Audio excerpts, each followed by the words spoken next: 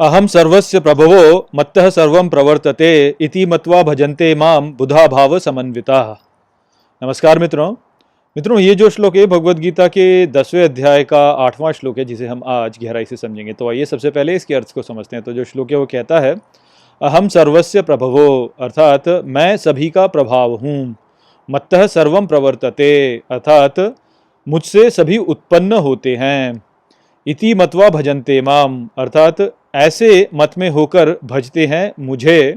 बुधा भाव समन्विताः, अर्थात बुद्धिमान भाव में समन्वित। तो श्री कृष्ण अर्जुन से पिछले श्लोक में कह चुके हैं कि संशय मत करो, यदि तुम मेरी ओर बढ़ने का प्रयास करोगे तो मुझसे जुड़ ही जाओगे। इस विषय को लेकर के बिल्कुल भी संशय मत करो।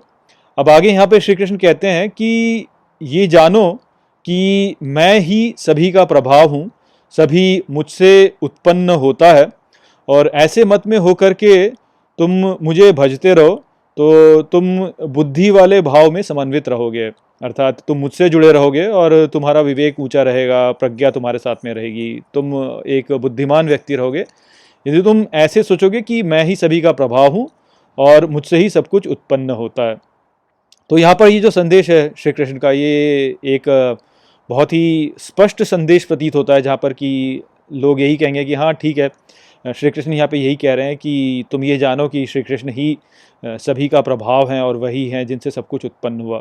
तो यहाँ पर ये ऐसे सीधा सीधा संदेश हमें प्रतीत होता है, किंतु वास्तव में यहाँ पे एक बहुत ही सूक्ष्म विचार है, और यहाँ पर बुद्धिमान लोग भी वास्तव में इस सूक्ष्म विचार को समझने में कई बार विफल हो जाते हैं। तो आप यदि इस संसार में देखें तो आप इस संसार में सभी लोगों को पाएंगे कि उनके भीतर एक नैतिकता का भाव होता है, और ये जो नैतिकता का भाव होता है इसमें थोड़ा अंतर हो सकता है लोगों के बीच। विशेष रूप से यदि आप भिन्न भिन्न संप्रदायों में देखें या भिन्न भिन्न राष्ट्रों में देखें तो जो नैतिकता का भाव होता है उसमें आपको थोड़ा अंतर दिखाई देगा। अब क्योंकि ये अंतर होता है, इस कारण से वास्तव में बहुत सी समस्याएं उत्पन्न होती हैं। तो मान लीजिए कि आपका एक नैतिकता का भाव है, और उस नैतिकता के भाव से यदि आप इस संसार को देखते हैं तो कई बार ऐसा होता है कि आपको ये संसार उस नैतिकता के भाव के अनुरूप नहीं प्रतीत होता। आपको ऐसा लगता है कि उससे विरोध में है। विशेष रूप से जब हम दूसरे संप्रदायों को देखते हैं तो उनका जो व्यवहार होता है उसमें हमें इसी प्रकार की समस्या देखने को मिलती है कि हमें लगता है कि जो हमारा जो नैतिक समझ है, जो हमारी जो नैतिक मूल्य हैं हमारे, उनसे विरोध में हैं उनके नैतिक मूल्य। कई बार ऐसा हो जाता है हमारे साथ। और यदि कोई एक भाग ऐसा है जो कि संसार में अधिक प्रभावशाली हो जाए तो उनका प्रभाव बढ़ने लगता है। तो इस कारण से कई बार ऐसा होता है कि आपको संसार उस दिशा में दिखाई देना लगता है, प्रतीत होता है, जहाँ पे कि वह आपकी जो नैतिक आस्थाएं हैं उनके विरुद्ध हो रहा हो। तो इस प्रकार से जब होता है, जब आपको ऐसा लगता है कि ये जो संसार है ये नैतिकता में आपके अनुकूल नहीं है, तो आपके भीतर फिर एक भाव उत्पन्न होता है कि मैं इस संसार में परिवर्तन करूं। तो ये जो संसार में परिवर्तन करने की इच्छा होती है, ये कई बार बड़ी ही समस्याओं को उत्पन्न करती है। और बड़े ही दुख की बात है कि अच्छे अच्छे विवेक वाले लोग भी कई बार ऐसी मूर्खता कर बैठते हैं कि वह ये सोचने लगते हैं कि जो मेरे मूल्य हैं वह मैं इस संसार पर थोपूं, क्योंकि धर्म जो है वह मेरे मूल्यों के साथ में है, और ये जो मेरे मूल्य हैं इनके द्वारा इस संसार को चलना चाहिए।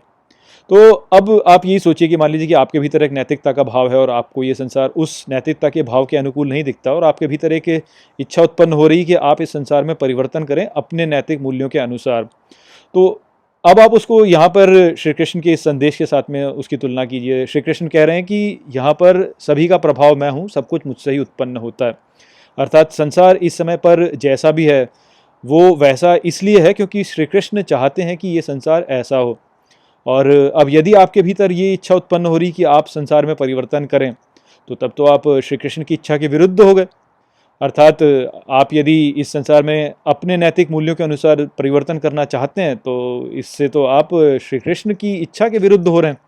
तो यहाँ पर अब आप थोड़े से भ्रमित हो रहे होंगे। बहुत से लोग यहाँ पर ऐसे हैं जो कि अब कहने लगेंगे कि ऐसा कैसे कह सकते हैं आप, इस संसार में यदि हम धर्म को स्थापित करने का प्रयास नहीं करेंगे तो अधर्म बढ़ेगा और उससे तो सबको हानि ही मिलेगी।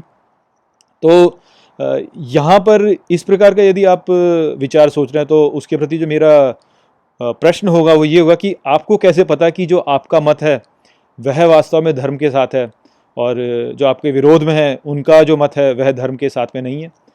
तो ये जो बड़ा प्रश्न है इसका उत्तर लोगों के पास में नहीं होता और तब भी जो है लोग अपने विचारधारा को सब पर थोपने का प्रयास करते हैं। तो ये एक बहुत बड़ी समस्या है। लोग ये नहीं समझ पाते वास्तव में कि यदि तार्किक रूप से समझा जाए तो धर्म कहाँ पर है और धर्म कहाँ पर नहीं है, इसका ज्ञान केवल उसे हो सकता है जिसे संपूर्ण ज्ञान है। जिसे संपूर्ण ज्ञान नहीं है उसे इस बात का बोध नहीं हो सकता कि कहाँ पर धर्म है और कहाँ पर धर्म नहीं है।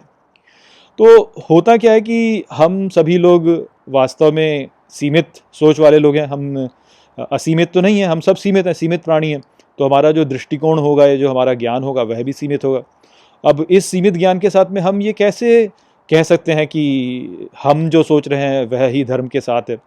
हम ऐसा नहीं कह सकते क्योंकि हमारा ज्ञान संपूर्ण नहीं है। संपूर्ण ज्ञान तो केवल श्री कृष्ण को है। तो केवल श्री कृष्ण हैं जो कि ये कह सकते हैं कि धर्म कहाँ पे और कहाँ पे नहीं है। हम नहीं कह सकते हैं। हमारे पास ये अधिकार ही नहीं है कि हम ये कह सकें कि धर्म, हम जानते हैं कि धर्म कहाँ पे है। किंतु अधिकांश लोग ऐसे ही होते हैं जो कि ये सोचते हैं कि उनका जो मत है वह धर्म के साथ है। तो लोगों में ये एक भ्रम होता है कि वो सोचते हैं कि उन्हें संपूर्ण ज्ञान है और उस संपूर्ण ज्ञान के साथ में वो जो कह रहे हैं वही उचित है, बाकी सब जो लोग जो कह रहे हैं वह सब मूर्खता है या वो अधर्म है। तो इस प्रकार की जो भूल होती है इससे बचने के बारे में यहाँ पे श्री कृष्ण कह रहे हैं और कह रहे हैं कि जो बुद्धिमान है, जो कि बुद्धि भाव में समन्वित है, अच्छा अर्थात जो बुद्धिमान है वह ये जानता है कि मैं ही सबका प्रभाव हूँ और सब कुछ मुझसे उत्पन्न होता है। तो यह जान करके वह इस संसार में परिवर्तन करने के बारे में नहीं सोचता।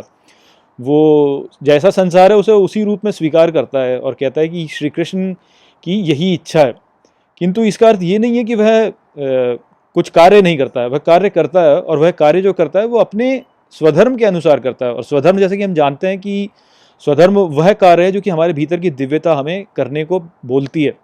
तो यहाँ पर जो हमें समझना है वो यही है कि जो ज्ञानी व्यक्ति है, जो बुद्धिमान व्यक्ति है, वह बाहरी संसार पर उतना ध्यान केंद्रित नहीं करता कि ये कैसा है, ये कैसा नहीं है। उसका जो ध्यान होता है वो केवल उसके स्वधर्म पर होता है। उसके भीतरी ध्वनि जो उसको कह रही है करने को केवल उस पर होता है। तो वह केवल अपना स्वधर्म करता है और स्वधर्म करके वह श्री कृष्ण को अपना जो कर्म है वह समर्पित कर देता है और फिर श्री कृष्ण पर छोड़ देता है कि श्री कृष्ण किस प्रकार से इस संसार को आगे बढ़ाना चाहते हैं। तो जैसे श्री कृष्ण ने कहा कि तुम्हारे पास कर्म करने का अधिकार है, तुम्हारे पास उसके फल का कोई अधिकार नहीं है। तो वही बात यहाँ पर एक रूप से देखा जाए तो है कि व्यक्ति के पास में अपना स्वधर्म करने का अधिकार है। व्यक्ति केवल अपना स्वधर्म करे, व्यक्ति को केवल अपना स्वधर्म करना चाहिए और उसको संसार के बारे में नहीं सोचना चाहिए कि संसार किस दिशा में जा रहा है, क्यों जा रहा है, कैसे जा रहा है, किधर जा रहा है, इसे इधर नहीं जाना चाहिए, उधर जाना चाहिए।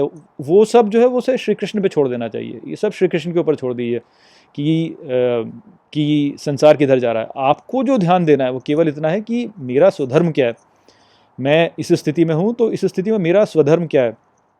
तो जैसे यहाँ पे अर्जुन को वो कह रहे हैं कि तुम्हारा स्वधर्म क्षत्रिय होकर के है कि तुम्हें युद्ध करना है, तो तुम युद्ध करो, बाकी मत सोचो कि मेरे प्रियजन क्या कर रहे हैं, किधर कैसे क्या, कुछ नहीं। तुम्हें केवल यहाँ पर युद्ध करना है क्योंकि तुम क्षत्रिय हो, तो तुम युद्ध करो यहाँ पर। उसका परिणाम क्या होगा उसको मुझ पर छोड़ दो, तो वो श्री कृष्ण पर छोड़ दो। तो अपना स्वधर्म कीजिए, परिणाम श्री कृष्ण पर छोड़ दीजिए।